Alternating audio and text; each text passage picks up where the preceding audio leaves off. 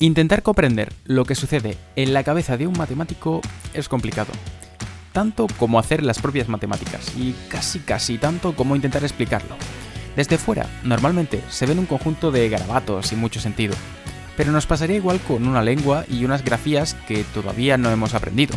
Todos esos garabatos, esos símbolos, representan conceptos, ideas y conexiones. Hacer matemáticas muchas veces se basa en proponer, encontrar y demostrar estas conexiones entre diferentes ideas.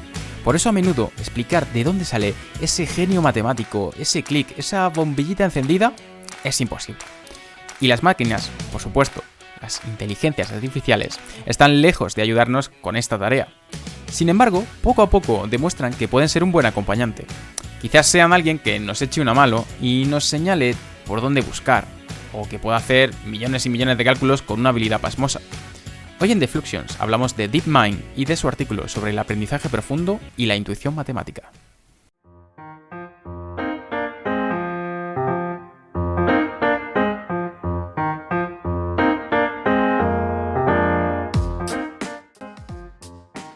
Hola y bienvenidos a The Fluxion, vuestro podcast de divulgación científica favorito que os llega a las orejas gracias a la colaboración con el Laboratorio de Investigación en Cultura y Sociedad Digital, el Media Lab UGR, el Instituto de Matemáticas de la Universidad de Granada, el IMAG, y en esta cuarta temporada también somos colaboradores de Escenio, una de las mayores comunidades y asociaciones de divulgación científica hispanohablante, que bueno, está llena de gente que hace cositas muy chulas, así que ir y echarles un ojillo.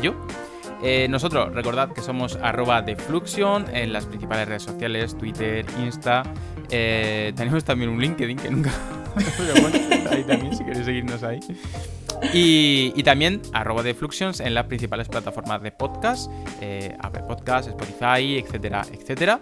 Y bueno, también en esta cuarta temporada tenéis la novedad, digamos, maravillosa de que si queréis vernos estas preciosas caritas que tenemos, lo podéis hacer porque también nos hemos pasado también al formato vídeo.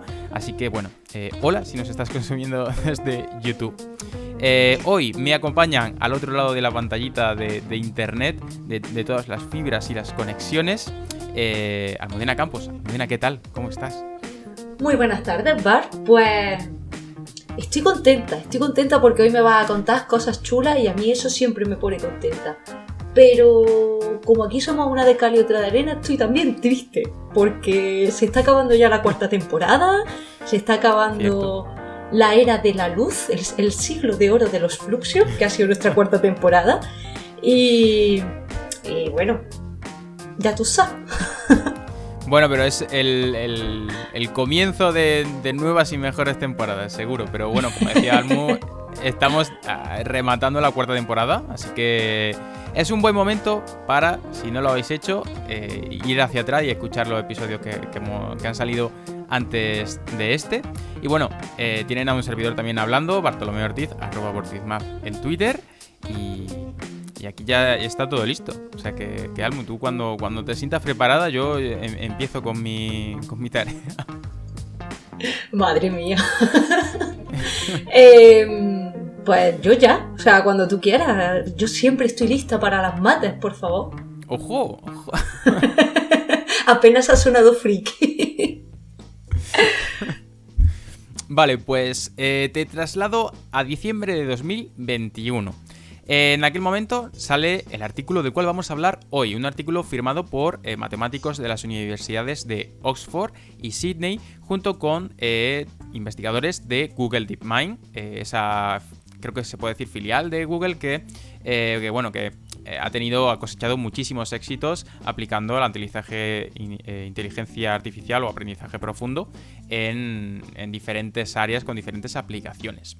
Entonces, ese artículo fue muy sonado, además tenía un título un tanto rimbombante como de utilizando la inteligencia artificial para descubrir nuevas matemáticas y demás. Y bueno, muchísimos medios de especialización se hicieron eco de la noticia, la pusieron por las nubes, etcétera, etcétera. Y nosotros, como buenos fluxeros, hoy hablamos de él, pero hoy ya habiéndolo reposado, pudiendo entrar en profundidad con el tema, habiéndolo estudiado tranquilamente, sin dejarnos en ningún momento llevar por el hype. Así que por eso, hoy vengo a explicártelo poco a grandes rasgos todo.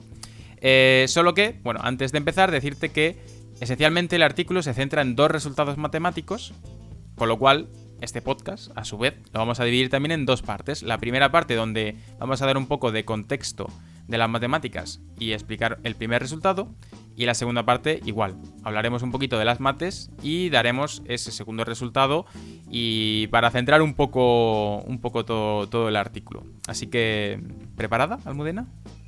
Sí, porque además me estás hablando de muchas cosas, me estás hablando ya de inteligencia artificial guiando la intuición humana, que no me extraña que existiese sonar el título. Y cuéntame ya, o sea, yo quiero estar ya en condiciones de poder discutir sobre lo que han hecho estos señores. Y de Vale. aprendizaje profundo, me gusta mucho el concepto. Vale, pues vamos a ver de cuánta intuición estamos hablando. Vamos a empezar por el primer resultado. El primer resultado es de un área que es archiconocida en el podcast, que es la teoría de nudos. Entendamos un nudo realmente como lo que es un embebimiento de S1 en R3, perdón. ¿A que sí, Almudena? Madre mía, o sea, la palabra embebimiento, yo creo que ya solo escribirla... Traumita. Bueno, a ver, entendámoslo mejor. Pensad simplemente, para todos los que nos estén escuchando, en los típicos auriculares de cable de toda la vida, solo que conectando la clavija con los, propiamente dicho, los auriculares. Que bueno, estaría guay que la evolución de la tecnología humana no me jodiera todas las metáforas para explicar como viene haciendo. Pero bueno, yo creo que más o menos en el imaginario colectivo están todavía los auriculares de cable. Creo que todavía no tengo que cambiar esa metáfora. Sí, o sea, yo espero que la gente siga sabiendo lo que es eso, porque tú has dicho de toda la vida, pero como te pillo en una mijita joven, yo creo que el Bluetooth ha hecho estrago. Totalmente. Que básicamente de lo que me estás hablando es tipo una gomilla elástica, como una gomilla del pelo. Exacto, por ejemplo, también nos vale. Imaginaos eso, esa gomilla elástica, esa gomilla del pelo. En este caso, si pensáis, por ejemplo, una gomilla del pelo, pues tiene esa forma circular. Pero también, por ejemplo, pensad en unos auriculares que estén conectados principio con final, pero que estén muy, muy, muy entremezclados. Todo eso, a nivel matemático, es un nudo. Tanto si están, lo dicho, muy estirados y nada se interseca, como si hay, digamos, trozos de cable por arriba, por abajo, y tenemos 38.000 nudos acoplados uno encima de otro. A nivel matemático, todo eso es un nudo para nosotros. Vale, yo voy a hacer aquí un pequeño paréntesis, voy a hacer un poquito de alumna repipi de la clase y te voy a preguntar, profesor, ¿me está usted hablando de un nudo? ¿Eso quiere decir que hay varios tipos de nudos? O sea, ¿yo puedo clasificar los nudos en función del aspecto que tengan? ¿Va a haber 2 nudos que parezcan iguales y que efectivamente sean iguales? ¿O que lo parezca y que luego resulte que no lo son? ¿Qué características hacen que un nudo sea un tipo particular de nudo? O sea, dame cosas para clasificar, dame un motivo. ¿Un motivo? A ver, es una pregunta, ¿cómo se nota que ha estudiado matemáticas? Porque sí que es cierto que a los matemáticos nos gusta mucho clasificar, porque al final clasificar es un poco también entender los diferentes tipos de cosas que hay. Si nos inventamos que existe un objeto matemático, pues la primera intuición es como, vale, pues voy a conocerlo. Y para conocerlo es como, vale, pues, ¿qué tipos hay? ¿De dónde salen todos esos tipos? Entonces, para acotar un poco más esa pregunta, te propongo una situación imaginaria. Imagínate que cojo esa maraña de auriculares, uno por encima del otro y tal, y te la doy, te lo pongo encima de la mesa, un lado, y luego te cojo otra maraña que es exactamente igual, te la pongo encima de la mesa, pero antes de dártela la giro 180 grados. ¿Qué me dirías? Te diría que ambos son la misma mierda. O sea, a mí no me des esa cantidad de auriculares reliados, que decía, a mí me da igual que me des un amasijo de cables puesto así que un amasijo de cables puesto asado. O sea, al final sigue siendo lo mismo, ¿no? O sea, mi intuición me dice que son la misma mierda. Ya tú me lo puedes discutir. ¿Qué hace dándome esto? Pues sí, o sea, a grandes rasgos, exactamente. Lo que pasa es que podemos darle un poco las palabrejas matemáticas. Esencialmente lo que me está diciendo es que esos dos nudos son equivalentes. Y a nivel incluso matemático, dando una definición muy intuitiva de esto, lo que me está diciendo es que puedes llegar de uno de esos nudos tal y como está a otro sin necesidad de hacerle perrería, sin de ser bruto, de cortar, pegar ni deformar realmente los auriculares, sino pues a través simplemente pues, de girarlo, o por ejemplo puede ser reflejarlo en un espejo o algo a grandes rasgos de forma sencillita. Y esta palabreja, la equivalencia, es algo muy esencial en matemáticas, porque al final es la semilla que nos permite empezar a clasificar cosas. Al final, cuando nosotros tenemos un nudo y tenemos todos aquellos que son equivalentes con él, las cosas que sepamos de ese nudo muy probablemente las podamos expandir a otros nudos que son equivalentes con él. Pero aquellos que no sean equivalentes, seguramente haya cosas que sean diferentes. No solo que no podamos deformarlos, sino que esa diferencia se reflejará en otras características. Y esto es la semillita de otro concepto también muy importante, que serían los invariantes. Que a grandes rasgos realmente lo tienes que pensar como un conjunto de características que te permiten decir de forma muy sencilla cuando dos nudos, por ejemplo, no son equivalentes. Para que lo entendáis, son esencialmente como el perro verde de mi vecino. Vale. Anonadada. Necesito que me expliques en qué se parecen el perro verde de tu vecino y un invariante de un nudo. Quiero decir... Vale. Me faltan datos. Te lo explico. A ver, es mi venganza porque están desapareciendo las metáforas con los auriculares de cable. A ver, esencialmente, para que lo entendáis, imaginaos que yo voy paseando por la calle y de repente se me cruza un perro marrón. Entonces, en ese momento yo puedo dudar durante un instante, es como, hostia, igual se ha escapado el perro verde de mi vecino. Pero claro, cuando yo veo el perro y veo que es marrón, digo, espérate, relájate, porque ese perro no es el perro verde de tu vecino. Porque el perro verde de tu vecino es, evidentemente, verde. Entonces... Me encantaría que fuera el perro verde marrón. Perdón, continúa. Realmente, con las matemáticas pasa un poco igual, sobre todo con este concepto de invariante. Los invariantes no dejan de ser una serie de características que poseen los nudos y que nos permite decir que si no se conservan entre dos nudos, esos nudos no van a ser equivalentes. En este caso, por ejemplo, en la metáfora que os he dicho, pues sería el color del perro sería ese invariante, porque yo sé que el perro verde de mi vecino no va a cambiar por arte de magia y ser un perro marrón. Con lo cual, si yo veo otro perro que tiene otro color, automáticamente te puedo decir, vale, yo no sé de quién será el otro perro, pero estoy seguro que el de mi vecino no es. O sea, que son completamente... que son dos elementos de dos conjuntos distintos. Pues los invariantes son eso, características que nos permiten distinguir los nudos y decir que no van a ser equivalentes. Vale. Pensando, digamos, y da igual cómo los deforme o da igual qué aspecto tenga el nudo. Si yo puedo calcular ese invariante y veo que son diferentes, yo te puedo decir, si no los deforma brutalmente, no llegas de uno a otro. Vale. Bueno, quitando un poco la extraña relación que tienes con tu vecino y con su perro, y el hecho de que el perro de tu vecino sea verde, que eso también daría pa' posca, los invariantes más o menos sí que no son conocidos a los matemáticos, porque o sea, es un concepto que como que tiene muchos orígenes y que nace de forma natural tanto en álgebra como en topología, en geometría, y al final, aunque nacen de formas distintas, lo que hace es que nos permite encontrar propiedades que no varían en cada uno de los enfoques de un área. Es decir, nos permite distinguir distintos objetos en función de si tienen o no ese invariante. Exacto, al final es un poco, por ejemplo, en el caso de la metáfora del perro verde no hemos fijado en el color, pero imagínate, por ejemplo, que uno de los perros tuviera 3 piernas y el otro tuviera 4, pues sería como otra forma de entender ese objeto. Pues a nivel de matemático es igual. Nosotros podemos entender los nudos, que no dejan de ser conceptos, objetos matemáticos, a través de muchas perspectivas, desde una perspectiva más algebraica, de una perspectiva más geométrica, y todas ellas, al final, digamos, resultan en una serie de invariantes que nos permiten hacer esas clasificaciones y esas diferencias y distinguir unos de otros.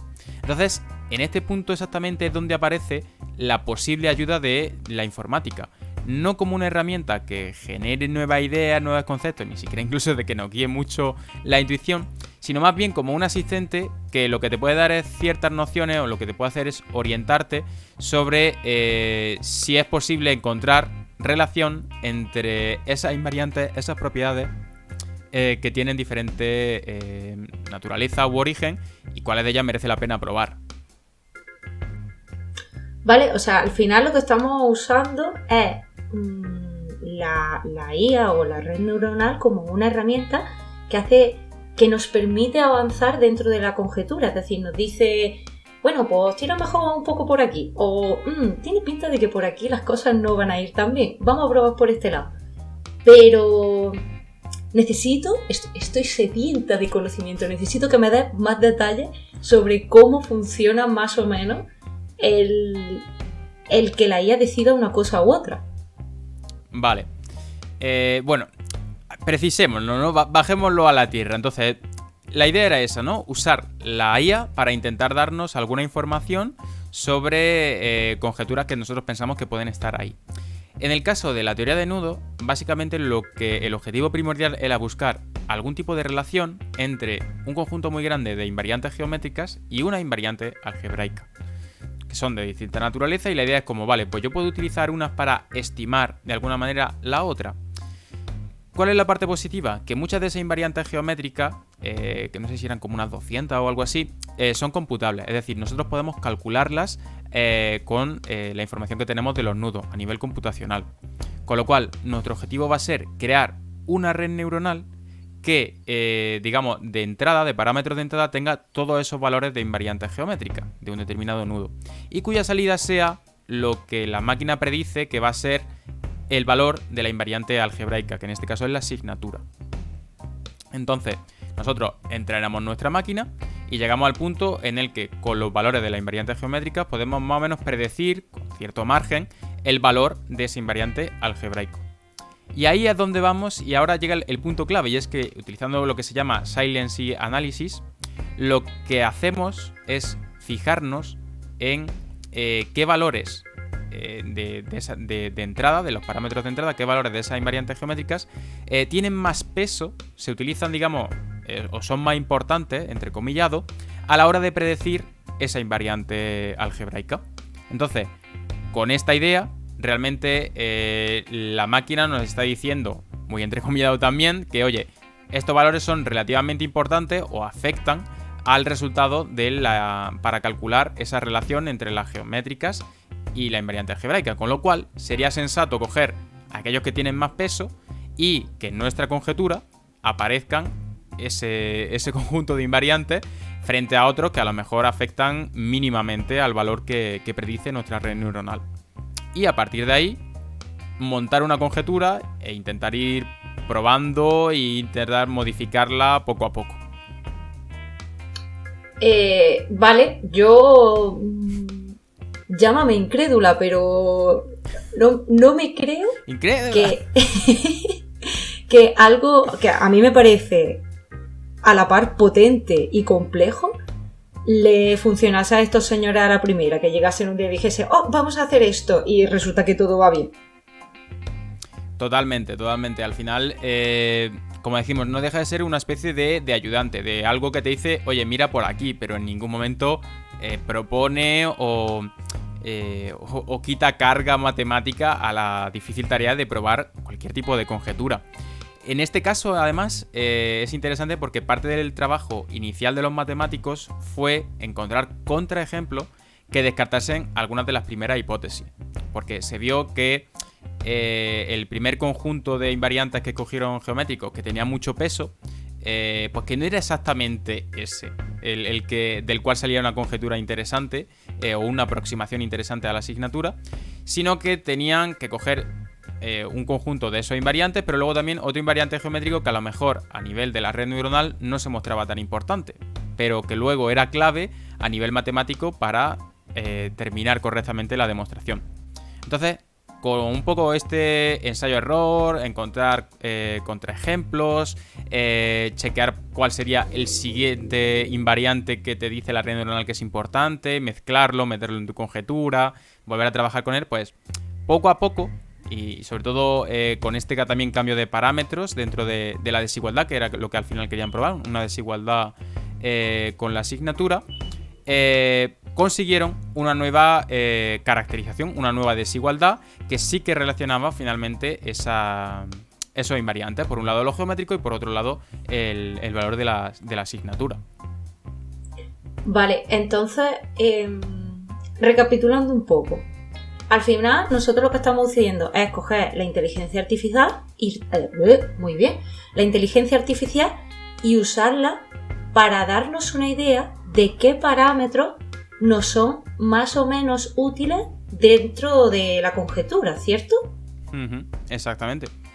Lo que pasa es que si no lo he entendido mal, al final, o sea, lo impresionante no es que yo ponga una inteligencia artificial a trabajar para analizarme una serie de datos y para interpretar los resultados que me da, sino que de una conjetura se acaban llegando a cosas demostradas, o sea, a teoremas como los que a nosotros nos gustan en matemáticas.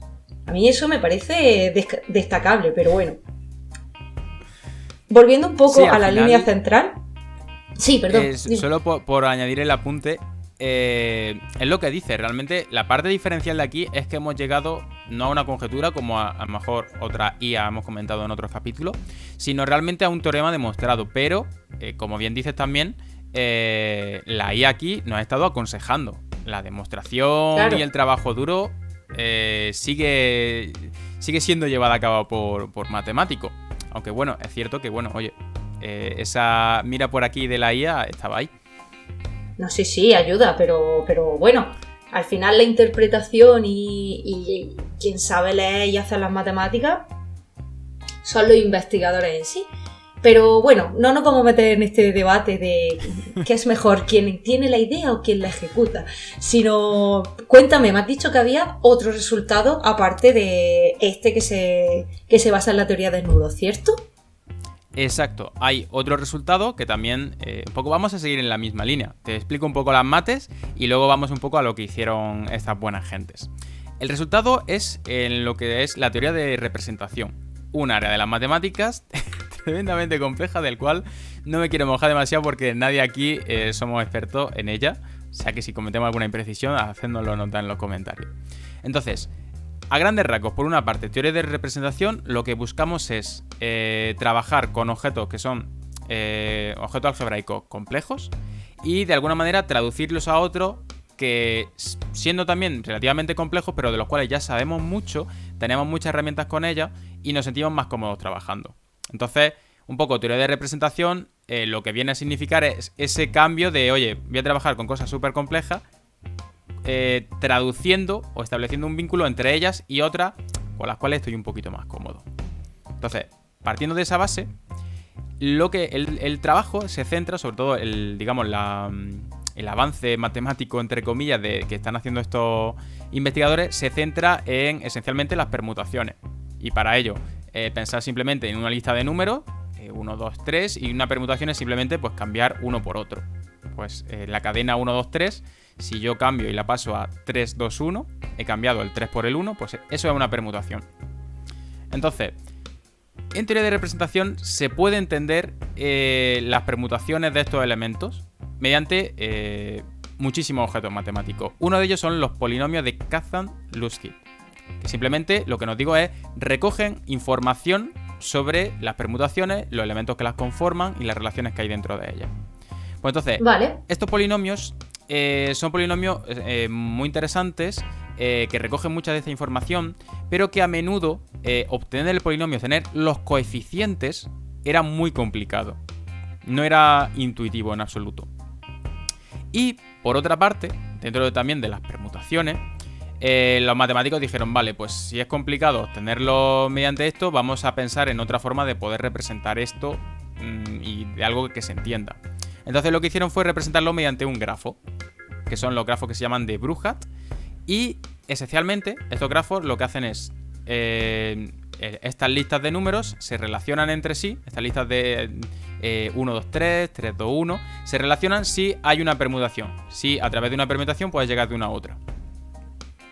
Con lo cual, eso crea un grafo bastante grande, pero que sí que es cierto que es fácilmente muy computable. O sea, al final es como, vale, pues yo me pongo la lista, digo, vale, ¿cuáles son todas las permutaciones a las que puedo llegar con este conjunto de elementos?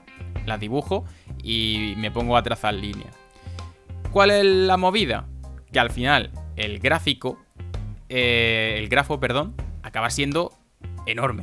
Acaba siendo, en plan, aristas por todos lados, vértices por aquí, por el otro. Entonces, como toda la ventaja que teníamos porque se calculaba súper fácil, pues se está perdiendo. Se pierde toda la intuición, por así decirlo. Entonces, ya aquí los matemáticos decían, oye, a ver, tiene que haber alguna forma, tiene que haber alguna... se conjeturaban que algo tenía que conectar esos polinomios con ese grafo. Pero bueno, estaban un poco como... ¿cómo? Claro, o sea, yo ahora mismo estoy en ese mismo punto. Es decir, yo tengo un grafo que es la hostia para computar, por lo menos frente a un polinomio, que ya sabemos que el ordenador y los polinomios a veces se rayan. Pero el problema es que en un grafo inmenso, yo me pongo a mirarlo y ahí no hay ningún tipo de intuición. Y yo sé que me va a traer la respuesta y me vas a decir cómo relacionan los grafos con los polinomios, porque si no, apaga y vámonos. Exacto, entonces el trabajo de estos científicos pues fue encaminado a eso. Es como, vale, tenemos como una entrada y una salida. La primera, que es la fácilmente computable, es decir, nosotros tenemos un grafo, ese grafo se puede computar, se puede expresar a nivel computacional de forma muy sencilla, podemos tener muchas propiedades de ese grafo porque ponemos el ordenador a calcular y que nos dé todas las propiedades que él quiera.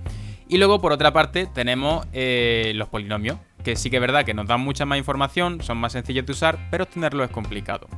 Entonces, sí, ellos intentaron buscar la relación entre estos grafos con los polinomios y lo hicieron a través de nuevo de una red neuronal y a través del Saliency Analysis, que básicamente lo que apuntó era como, vale, yo proceso mi grafo con todas sus aristas, con todos sus vértices, etcétera, intento predecir el valor final del polinomio. Entonces, cuando ellos hicieron eso, básicamente el Saliency Analysis apuntó que había unas determinadas regiones dentro del grafo donde era muy útil o que tenían un gran peso a la hora de calcular el polinomio final. Con lo cual había cierta relación entre ambos conceptos. También es interesante señalar aquí que la arquitectura que se usó dentro del modelo, en términos de las funciones de activación, de direccionalidad y demás, se motivó. No fue como la anterior, que fue totalmente pues un clásico, sino que aquí sí que hubo mucho trabajo para diseñar una red neuronal que fuera muy acorde con los algoritmos que se utilizaban para calcular los polinomios de Kazan-Luskit de una manera adecuada y etiquetarlo adecuadamente con la entrada de ese grafo de Bruhat. Vale, y la pregunta del $1.000.000. Al final, ¿llegamos a algo bueno, a lo que querían con todo este enmarañamiento y uso de matemática difícil? Pues sí y no. O sea, estamos ahí.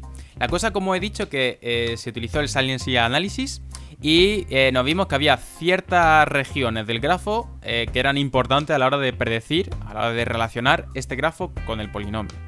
Entonces, no se llegó a cerrar la conjetura, pero se dio un paso muy importante hacia ella. Y es que hay una manera muy particular de preprocesar ese grafo, llamada, y lo dejo simplemente como apunte, descomposición de hipercubo a lo largo de la reflexión externa.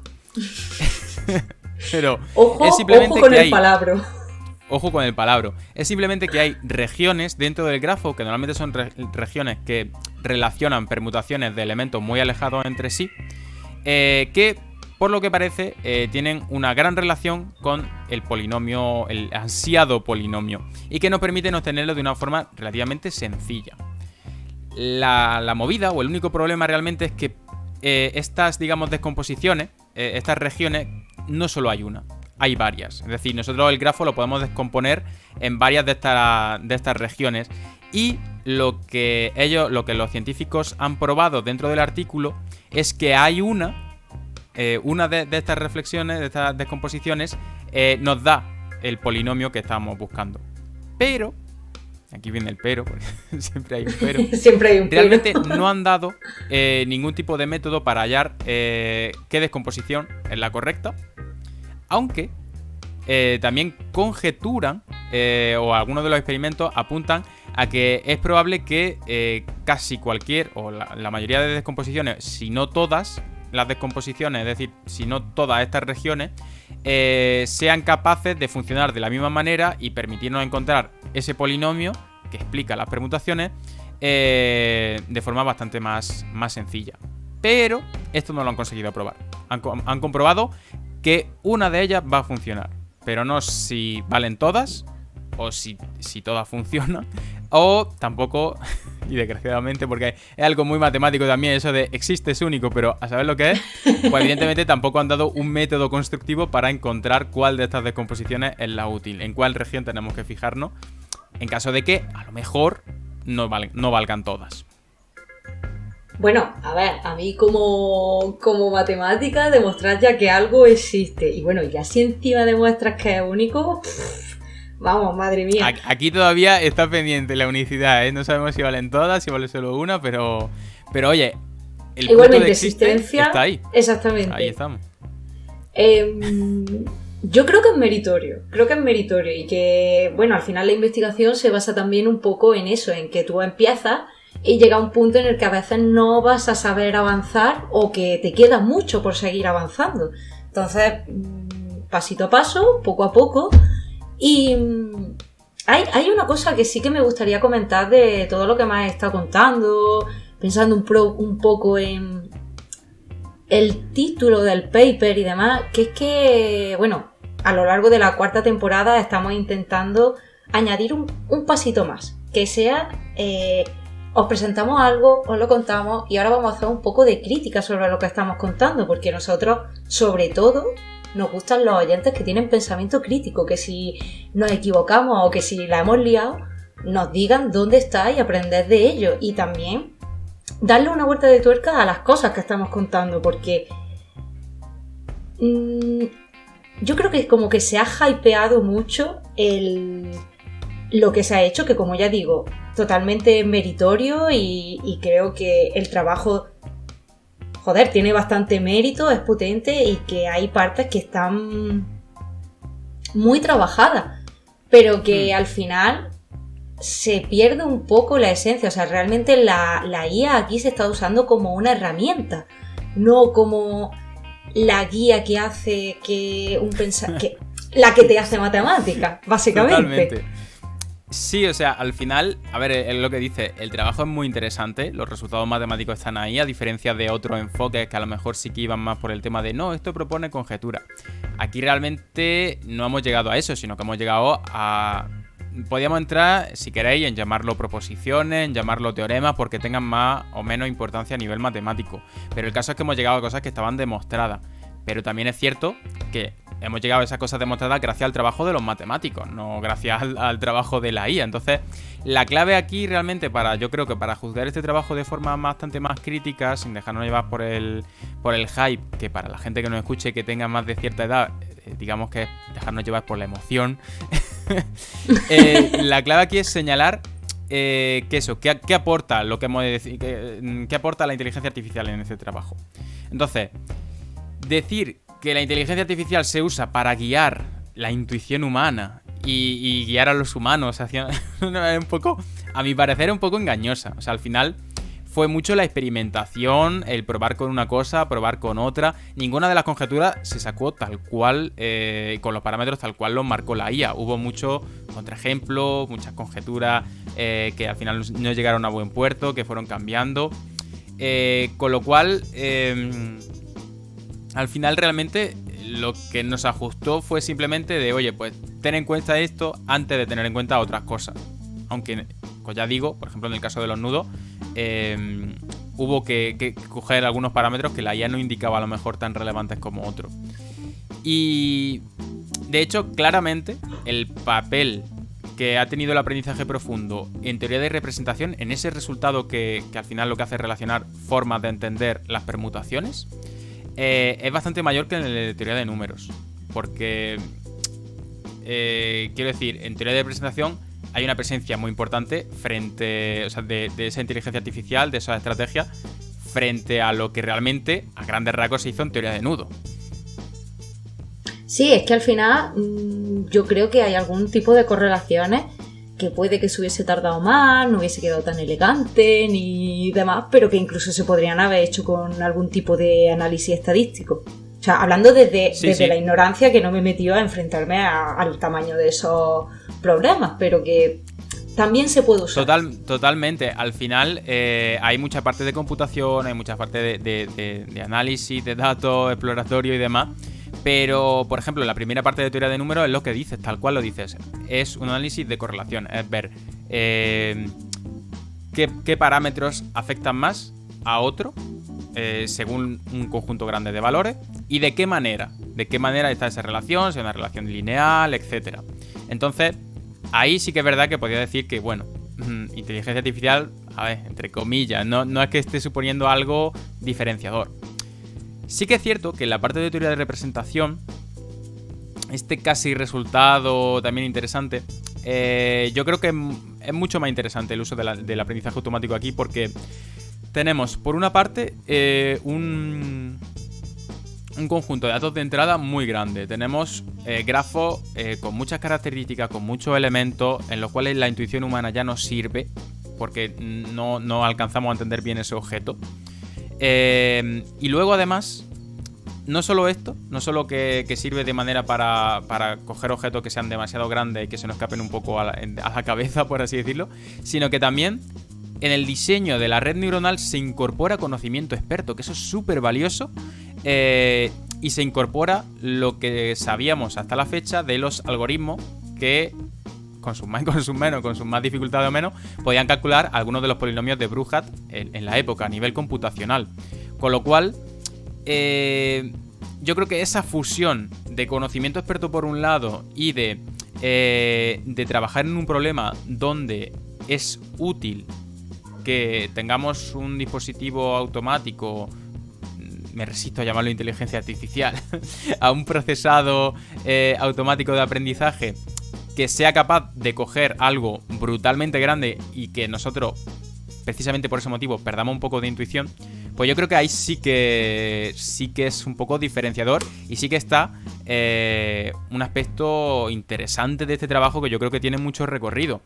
Pero sin olvidar que aquí lo que está guiando la inteligencia humana es los matemáticos haciendo su trabajo y la experimentación y el ensayo y el error. Estamos lejos de que nuestro compañero de pupitre sea una máquina, chicos. Sí, o sea, básicamente al final nos quedamos con eso, que es verdad que el tema de la IA, inteligencia artificial y demás, es algo que vende, es algo que llama la atención, pero que nosotros, a vosotros oyentes que nos estáis escuchando / viendo, os pedimos que tengáis un poco de pensamiento crítico. O sea, os lo recomendamos. Creo que al final saber discernir entre una noticia y lo que vende esa noticia es esencial para entender la evolución de un trabajo y de cómo está ayudando, que vuelvo a repetir, sin ningún tipo de crítica hacia el trabajo que han hecho, porque han sabido usar ese tipo de herramientas y han agilizado mucho y han llegado a resultados antes de lo que habríamos llegado si no contásemos con ese tipo de herramientas, pero que ojo con lo que nos están vendiendo y con quitarle el mérito a los matemáticos, que somos los que estamos ahí sacando la parte dura. Sí, al final es lo que dice. Estamos en la época de la inteligencia artificial y ponerlo y decirlo vende, pero es lo que dice. Hay trabajos súper interesantes que realmente no hace falta que se vendan de una manera súper emocionante y súper loca, sino que ya per se suponen avances y suponen perspectivas interesantes, sin necesidad de decir que están guiando la intuición humana hasta límites insospechados. Es que Terminator fue una buena película. O sea, Totalmente. También hay que entenderlo. Otro día nos meteremos en el melón de la inteligencia artificial, porque yo creo que eso... Igual aquí hay un debate bien curioso, porque yo incluso el término de inteligencia está todavía por ver. Yo encantada, vamos, y lo de siempre, si os interesa el tema o hay otro tema que vosotros digáis, hablarme de esto, ¿qué está pasando aquí? No, dejáis en comentarios y nosotros, vamos, os estamos leyendo. Tampoco tenemos tantos seguidores para que se nos pierda un comentario, así que... Aprovechad ahora que no somos famosos, chicos. Y bueno, pues me ha gustado mucho el tema, Bar. Muchas gracias, sí. Nada, pues yo ya está. Desead que al igual que Almo os haya gustado mucho. Y bueno, queda poquito de la cuarta temporada, así que disfrutad a tope de los episodios que vienen, que son muy interesantes. Y sobre todo, pues bueno, id preparando porque lo que viene en la quinta temporada... ¿Cómo te la... Y digo esto sin saber, sin tener ni puta idea de lo que viene en la quinta temporada, pero madre mía. Y podríamos dejar los que lo adivinen, rollo, ¿qué creéis que viene en la quinta temporada? Y que no den idea mientras. Claro, eso nos quedamos para nosotros. Qué maravilla. Pues ya está, por nuestra parte nada más. Esperamos que os haya gustado mucho y nos escuchamos muy pronto. Hasta luego.